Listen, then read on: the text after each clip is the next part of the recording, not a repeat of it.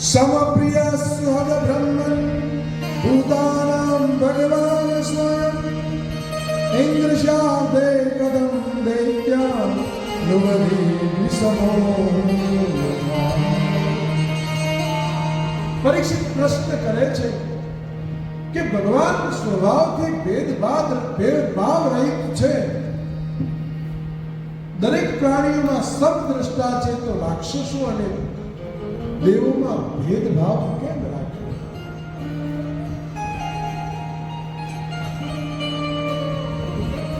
ત્યારે કહે છે કે પરમાત્મા ભાવમાં સમત્વ છે, પણ ક્રિયામાં સમત્વ નથી. ગઈકાલે હું તમને કીધું કે રજ, તમ અને સત્વ 3 તત્વો હોય, એમાં સહેજ વધે તો એ ભાવ વધે. 3 તત્વો બેલેન્સ રહે તો કોઈ અર્થ રહેતો નથી. મેચમાં ક્યારે મજા આવે? જ્યારે પ્રતિસ્પર્ધી હોય તો જ મજા આવે. પ્રતિસ્પર્ધીની જરૂર પડે છે. એકલા મેચ રમીએ તો ઘરમાં દડો લઈને આપણે બે દડો રમ્યા કરીએ તો મજા આવે, પણ સામે આપણો પ્રતિસ્પર્ધી થાય તો એમાં જિજ્ઞાસા થાય. સૂર્યનારાયણ ભગવાન રાક્ષસને પ્રકાશ આપે છે અને મનુષ્યોને પ્રકાશ આપે છે. ક્રિયા પોતે સમદ્રષ્ટા છે ને, એનો સમભાવ છે, બધામાં પ્રકાશ ફેંકે છે. એટલા માટે ભગવાન સમદ્રષ્ટા તો જરૂર છે, પણ ક્રિયા એમની જુદી જુદી છે.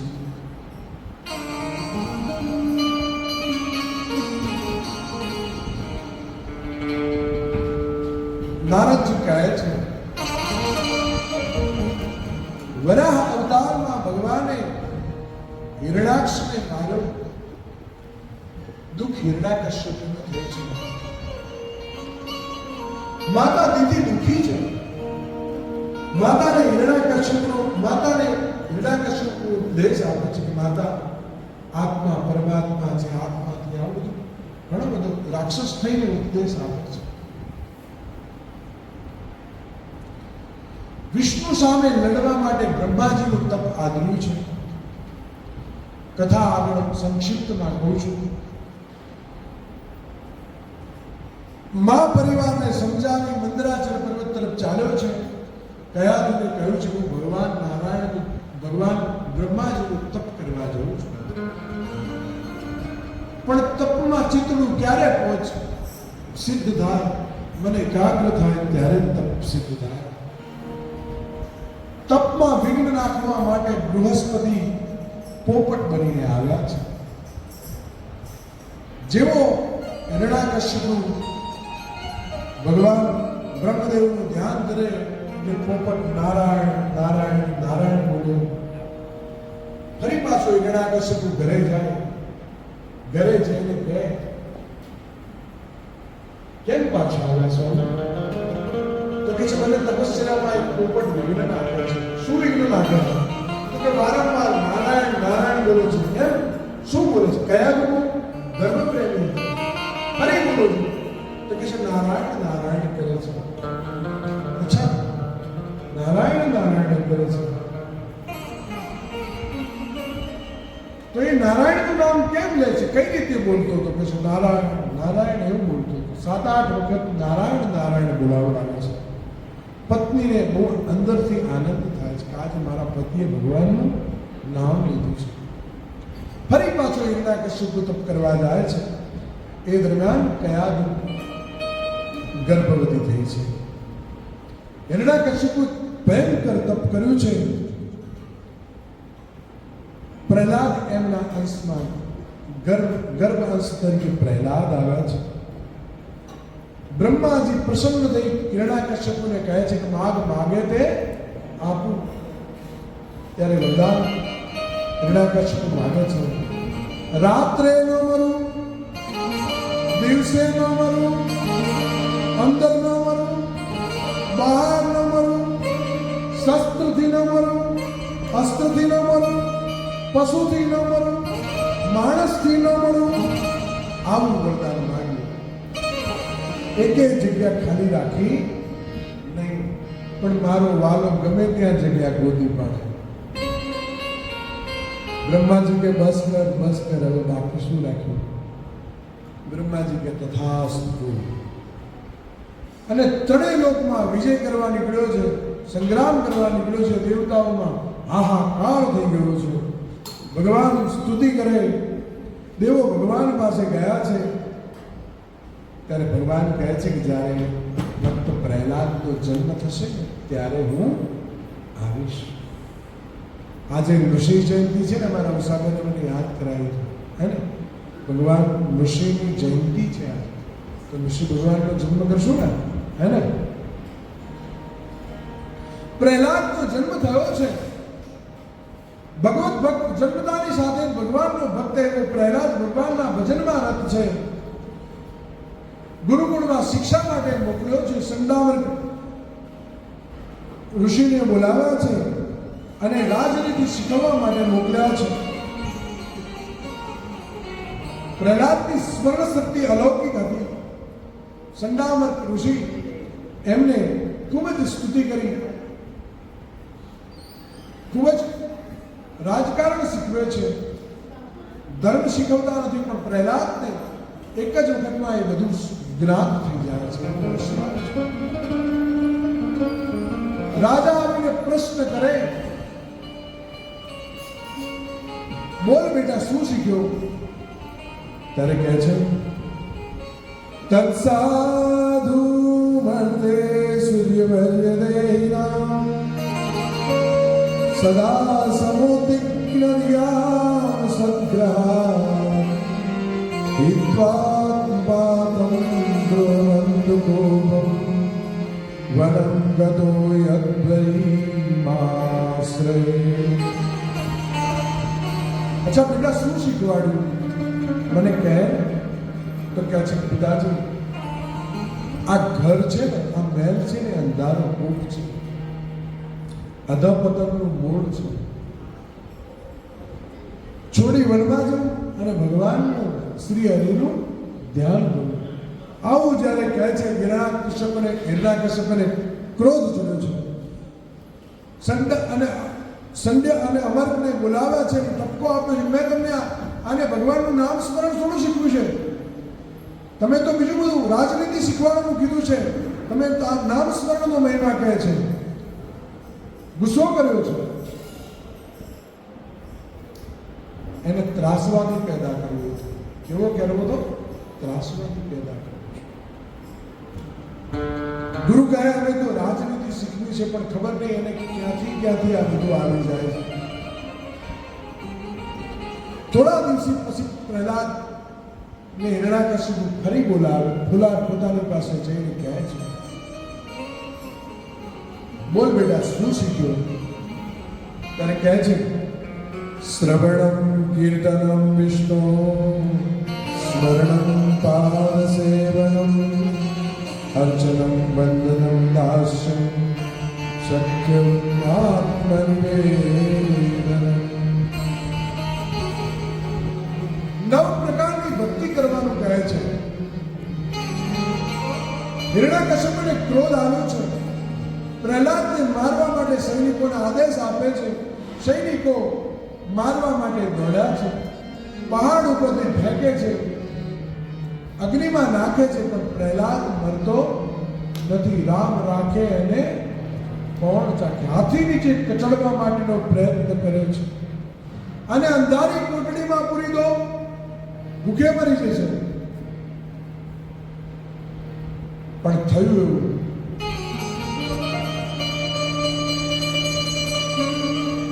કીડીને કણ હાથીને વિવાના તારી થોડી દજાઓ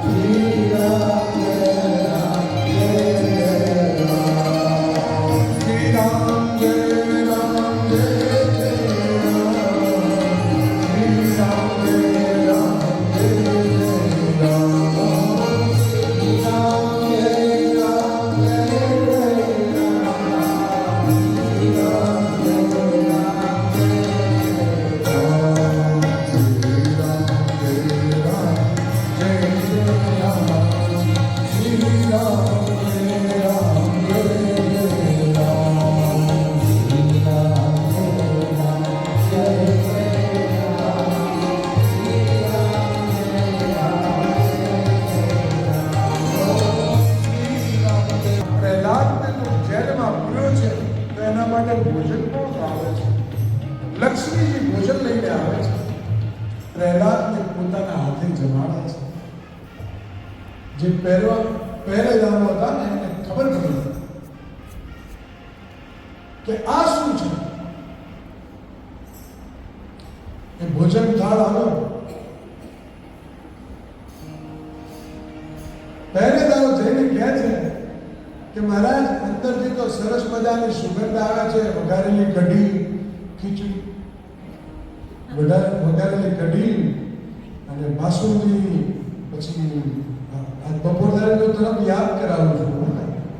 તો આવું સરસ મજાની ચોખા ઘીમાં તળતી જલેબી, આવું બધું કંઈક સ્મેલ આવે છે. હિરણ્યકશ્યપુની સમાચાર મેળવી હિરણ્યકશ્યપુ મારવા માટે આવે છે. પ્રહલાદને મારવા માટે આવે ત્યારે ગુરુ સંડક અને અમર કહે છે કે હિરણ્યકશ્યપુજી, જ્યારે ગુરુજી આવશે ત્યારે આનું કંઈક ઉકેલ લાવશે અને ગરુડ પાસમાં બાંધી દો. તો પ્રહલાદને ગરુડ પાસમાં બાંધ્યો છે. શુક્રાચાર્ય 4 મહિના પછી આવવાના છે. કૌમાર્યાચરે પ્રાગ્નો ધર્માનિ ભાગવતાનિ દુર્લભમ માનુષં જન્મ તદપ્યદ્રુવમર્થમ. ઘણા જન્મોના પુણ્ય પ્રતાપે આપણને મનુષ્ય દેહ મળ્યો હોય અને આપણે એને એમને પાછો મોકલી દઈએ. બડે ભાગ માનસ તનુ ગાવા સુર દુર્લભ સદ ગ્રંથ નિગાર. પ્રહલાદ એની સાથેના જે મિત્રો હતા એને સમજાવે છે. ભાગવત ધર્મનો ઉપદેશ આપે છે. આ પરમાત્માની પ્રાપ્તિ માટે દે છે, ભોગ ભોગવવા માટે નથી. અનેક જન્મના પુણ્ય પ્રતાપે આપણને ભગવાને દેહ આપ્યો છે. બાલ્યાવસ્થા રમતમાં જાય, યુવાની મદમાં જાય, કામમાં જાય, વૃદ્ધત્વ ને શરીર સાથ ન દે. રામાયણ, ભાગવતજી આ બધું શીખવાડીએ છે, હે ને? ગર્ભથી જ સંસ્કાર ચાલુ થાય. અત્યારે ગર્ભવતી સ્ત્રીઓને મોબાઈલ જોવાની બહુ ટેવ છે. એટલે બાળકો મોબાઈલ જોતા શીખી ગયા છે. પ્રહલાદને હિરણ્યકશ્યપ મારવા માટે આવ્યો છે. તો કોના પરથી આ જોર કરી રહ્યો છે? ત્યારે પ્રહલાદ કહે છે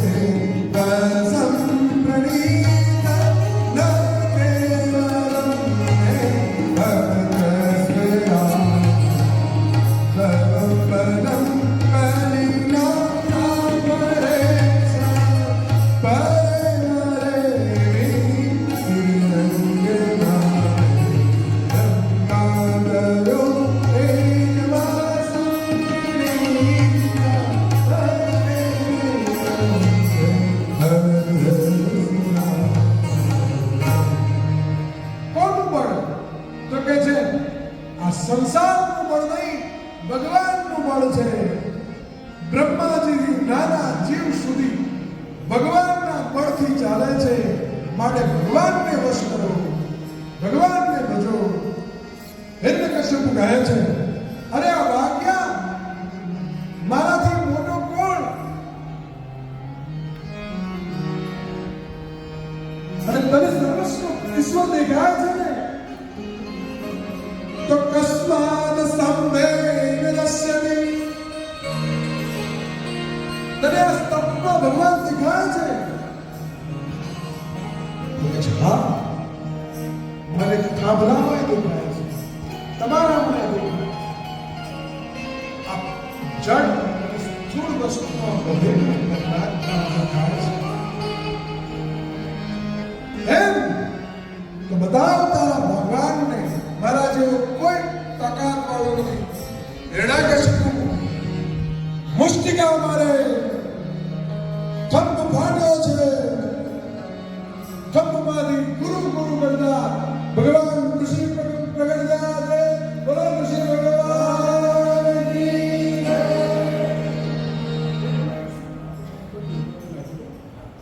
ભગવાનનું મુખ શીર્ણ છે, ક્રોધાગ્નિ ઉત્પન્ન થયો છે, ક્રોધિત અવસ્થામાં છે. ભગવાન કૃષ્ણ આવ્યા છે. શ્રી ગુરુ શ્રી હરે નારાયણ નારાયણ નારાયણ.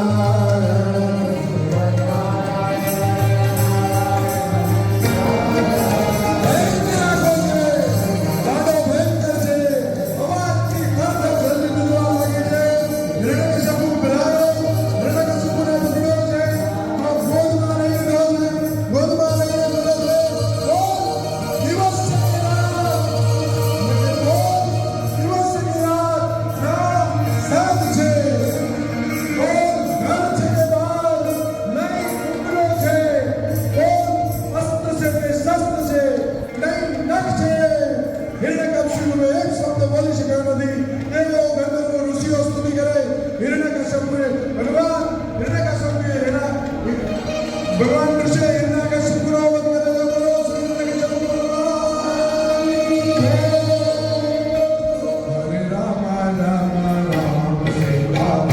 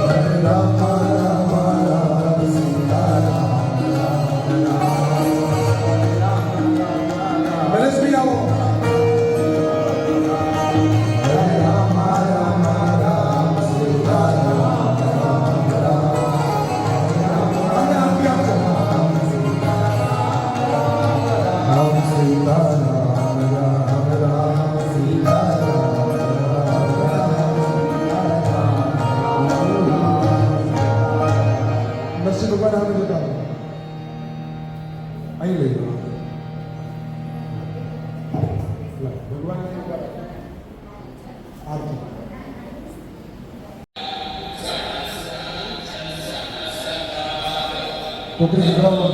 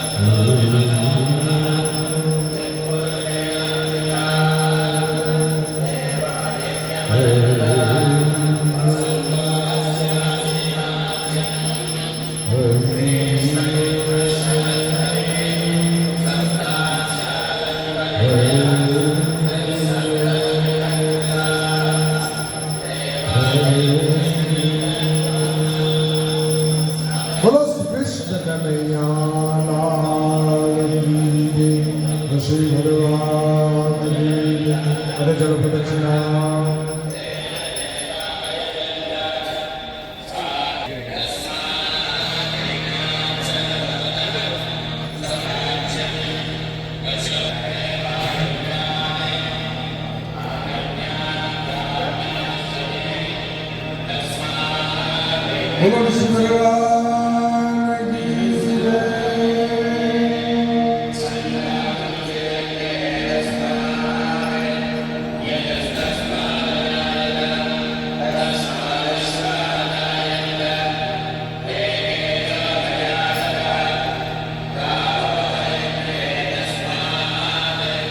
દેવો સ્તુતિ કરે અંતે લક્ષ્મીજી તમે જાઓ ભગવાનને મનાવો.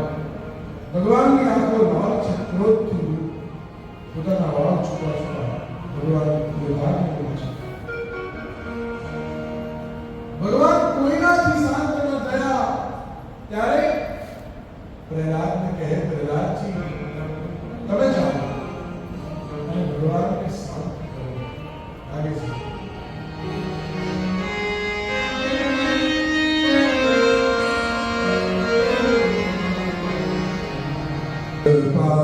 पादमूले पतितं कमर्दनं त्रिलोकदेव कपिलाभजूते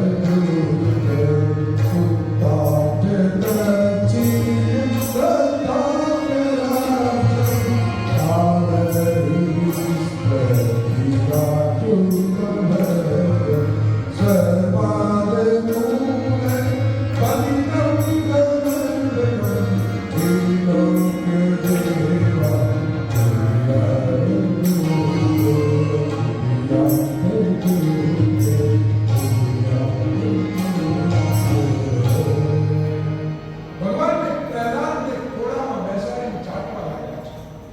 જેમ ગાયનું વાછડું છે નવું જન્મે જેમ ચાટે ભગવાન પ્રહલાદ શું ગે છે એના માથા ઉપર હાથ ફેરવે છે.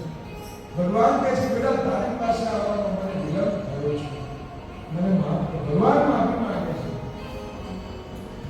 પ્રહલાદ કહે પ્રભુ આવું ના બોલો, હું તો તમારો સેવક છું, તમારા સ્વર્ગમાં મને આનંદ છે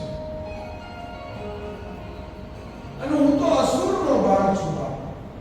બ્રહ્માની મોટા મોટા ઋષિઓ તમને પામી ન શક્યા, હું તમારી અસુર શું સ્તુતિ કરું એમ કહે છે.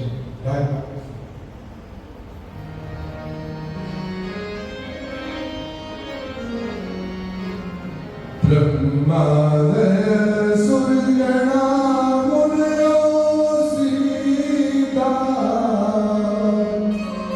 સત્વેતનામતરો વત્સસા પ્રભાવે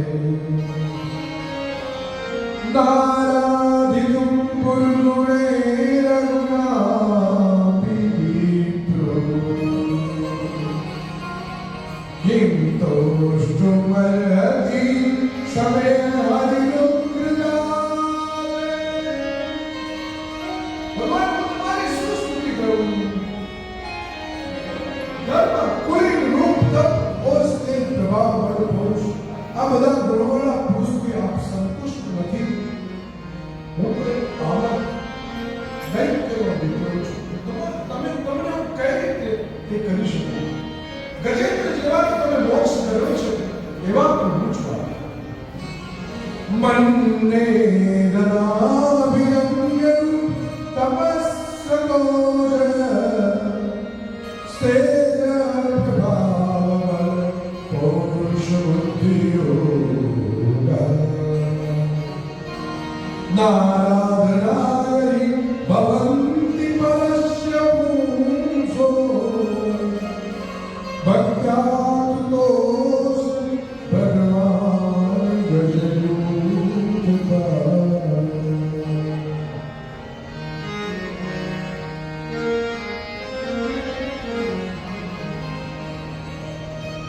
ભગવાન તમારા ચરણોમાં વંદન કરું.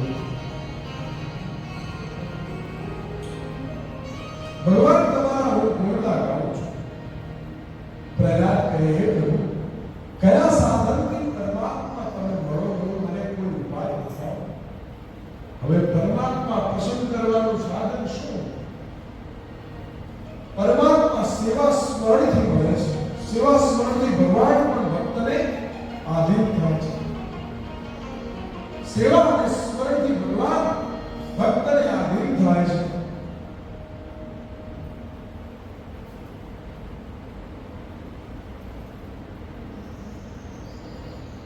એવા ગુણ તો ગોવિંદના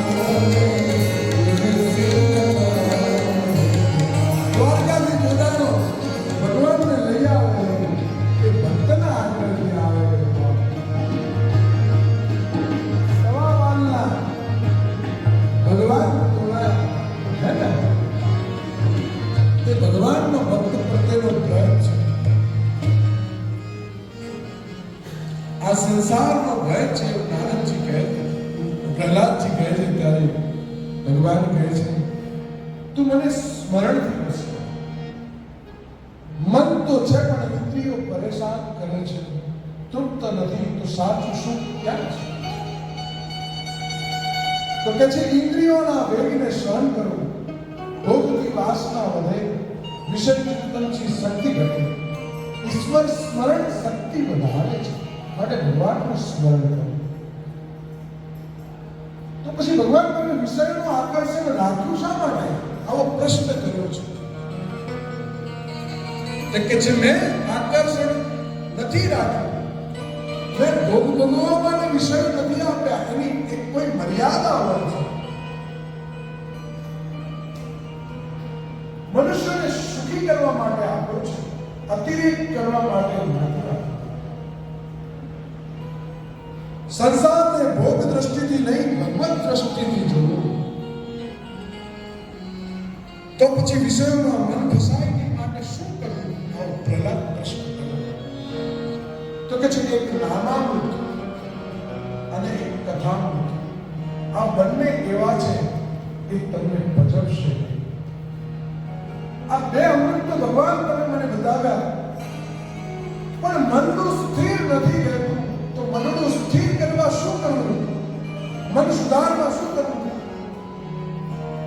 કથા અને કીર્તન બંને હોય,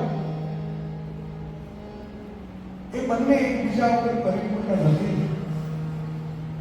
કથામાં પાપ અને અભિમાન દૂર કરવાનું, કથામાં કીર્તન વારંવાર કરવું.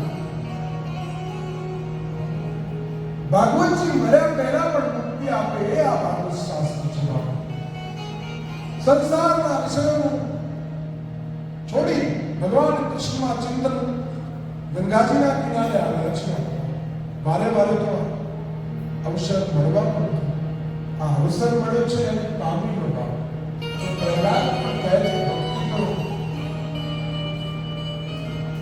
કથામાં બેસો ને ત્યારે કીર્તનમાં ધ્યાન આપજો, કથામાં બેસો એટલે સમયમાં એની મર્યાદાને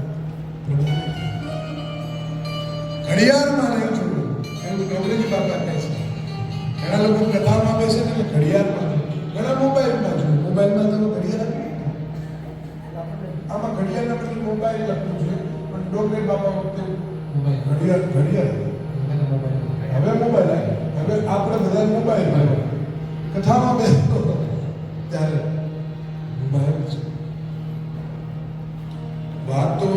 વાતોમાં બધું ખોયું. મોંઘું જીવન મારો. એના બેન આપણે આપણે 5 મિનિટમાં કથા પૂરી કરી નાખીએ. બપોરે આપણે કથા કરવાની છે.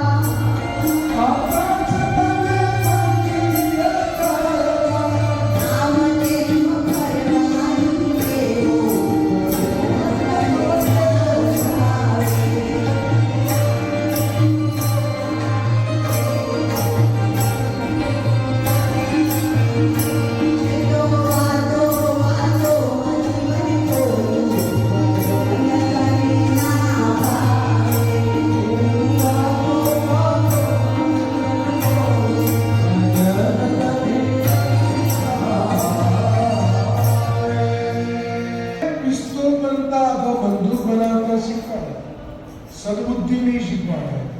માટે ભગવાનનું સ્મરણ કરો, સદબુદ્ધિ કેળવો. અહીંયા નારદજી ધર્મરાજને પ્રશ્ન કરે કે મેં તને આ પ્રહલાદની કથા કીધી એમાં આનંદ આવ્યો? તો કહે છે તમે આનંદ તો આવ્યો પણ મને પ્રશ્ન છે. શું છે? મને એક વાતનું દુઃખ છે. હું આ 55 વર્ષનો થયો પણ મને ભગવાન ક્યાં દેખાયા નહીં, અને આ 5 વર્ષના બાળકને ભગવાન દેખાયા. ત્યારે નારદજી કહે છે યુધિષ્ઠિર તું બ્રહ્મને ઓળખી નથી શક્યો. ધર્મરાજાને કહે છે કે તારા જે યજ્ઞમાં આ ઋષિમુનિઓ આવ્યા છે ને, એ ઋષિમુનિઓ એમને એમ નથી આવ્યા. એ સામે ઊભા છે ને, અયમ બ્રહ્મ, ત્યાં સામે ઊભા છે કૃષ્ણ, એ બ્રહ્મ છે. યુયમ ઋલોકે બદભુરી ભગાલોકે પુનાના મુનિયો ભિન્તિ એસામ ગૃહાનામ પ્રસૃતમ સાક્ષાત ગુણમ પરમ બ્રહ્મણુષ્યલી. અયમ બ્રહ્મ, આ બ્રહ્મ છે, એનો ભેદ દૂર કરાવો. યુધિષ્ઠિરને 30 લક્ષણો ધર્મના બતાવે. નારદજી કહે છે કે કૃષ્ણ છે એ બ્રહ્મ છે. તમારા યજ્ઞમાં જે આ પતરાળા ઉપાડે છે ને, એ સ્વયં મોટા મોટા ઋષિ મુનિઓને પણ આ લાભ નથી મળતો. ભગવાન ખુદ પતરાળા ઉપાડે છે. આ ભગવાન પોતે છે. યુધિષ્ઠિરને બધા ધર્મો સમજાવ્યા છે. હવે અષ્ટમ મન્વંતરની કથા આવે છે, એ આપણે આગળના સેક્શનમાં લઈશું. ચોથો મન્વંતર આપણે લઈએ છીએ. એમાં ગજરાજનો ઉદ્ધાર 8 મન્વંતરની કથા આપણે પૂરી કરવાની છે. પણ બપોર પછીનું સેશન લઈશું, કેમ કે આપણો સમય થઈ ગયો છે. માટે આરતી મારા તૈયાર. ઓછું પડશે, વધારે આપો સમય, આરામ કરવો છે. હા, જે યજમાનો આગળ આવી જાઓ, થાળ ભગવાનને નૈવેદ્ય આપી દઈએ. ચલો.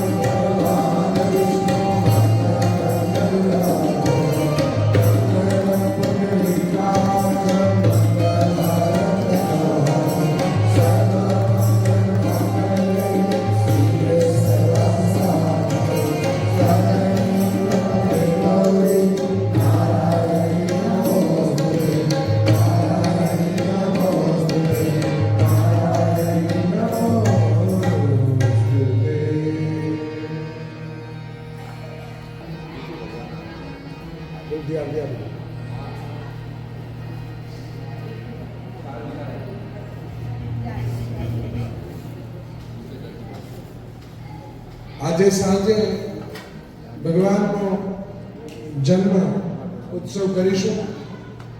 બધા ગોપી બનીને આવજો, પુરુષો પણ ગોપી બનીને આવો. મેચ ના થતો તો ડ્રેસ લઈને પણ ગોપી બનીને આવજો. હા, ગોપી.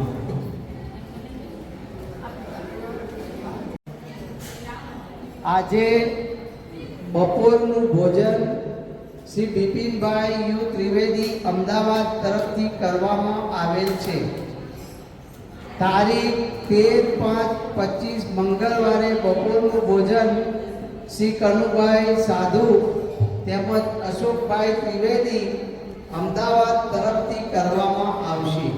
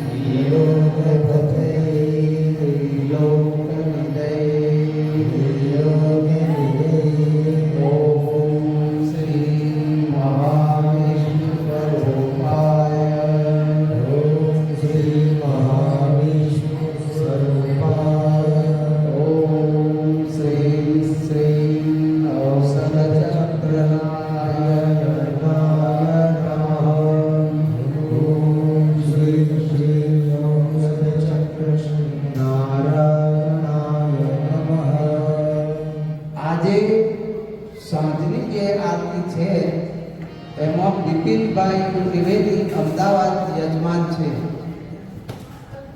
બીજું કે આરતીના સમયે અહીંયા આગળ બહેનો જ આરતી ઉતારવા આવે તો ભાઈઓ કેમ ના આવે?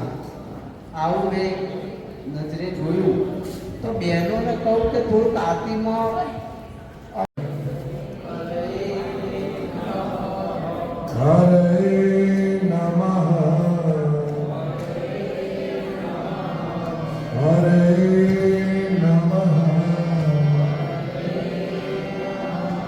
સર્વ કલ્યાણ વસ્તુ. આ મંત્ર આપણા સૈનિકો માટે આપણે બોલીએ છીએ. સારા સમાચાર એ છે કે ભારત પાકિસ્તાનમાં જે વણસેલી સ્થિતિ હતી એમાં આપણે મતલબ શાંતિ બની છે બધા, અને એટલી ભગવાનની કૃપા આપણી ઉપર ઉતરી છે. બધા નિશ્ચિત રહેજો અને ભગવાન આપણી રક્ષા કરે જ છે. જય ભગવાન.